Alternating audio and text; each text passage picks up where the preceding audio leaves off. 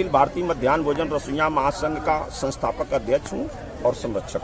आज किस तरह का प्रदर्शन करें? काफी संख्या में महिलाएं हैं, क्या है? ये अखिल भारतीय मध्याह्न भोजन रसोइया महासंघ के बैनर तले ये अपनी मांगों को लेकर के 5 सूत्री मांगों को लेकर के 1 दिवसीय धरना प्रदर्शन है।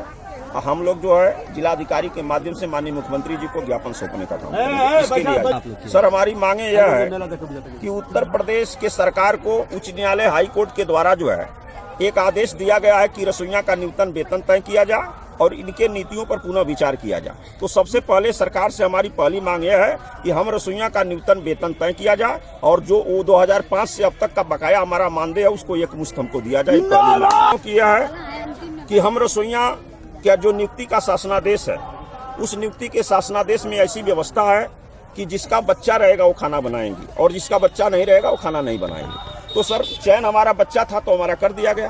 अब बच्चा अगर हमारा उस विद्यालय से निकल करके बाहर हो जा रहा है तो हमारे रसोइयों को निकाल के बाहर कर दिया जा रहा है। इसमें अधिक उम्र की महिला काम करती हैं, विधवा काम करती हैं।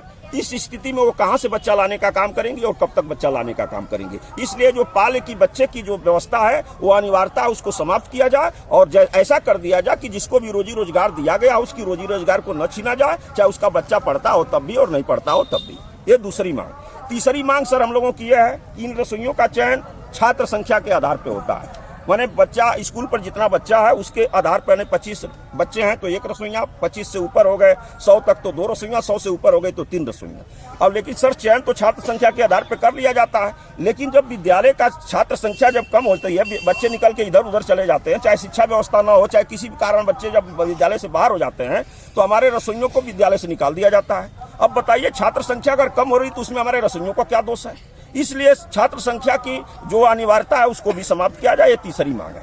चौथी सर हमारी मांग है कि हम रसोइया 11 महीना पूरे विद्यालय पे काम करते हैं लेकिन हमको 10 महीने का सिर्फ पैसा दिया जाता है। बताइए सर ये कहाँ का न्याय है कि काम करें हम 11 महीना और पैसा मिले हमको 10 महीने का। इसलिए हमारी सरकार से मांग है कि अगर हम पूरे सत्र में काम करते हैं विद्यालय सत्र में तो हमको भी पूरे 12 महीने का पैसा मिलना चाहिए। 5वीं मांग हमारी यह है कि हम रसोइयों का चयन सिर्फ मिड डे मील बनाने के लिए हुआ है, लेकिन क्या किया जाता है निकाल देने की धमकी को लेकर के, चाहे हमको छोटा समझ के, चाहे हमारे मजबूरी का फायदा उठा करके हमसे सफाई कर्मी का भी काम कराया जाता है, हमसे प्यून का भी काम कराया जाता है, हमसे चपरासी का भी काम कराया जाता है, हमसे माली का भी काम कराया जाता है, हमसे चौकीदार का भी काम कराया जाता है।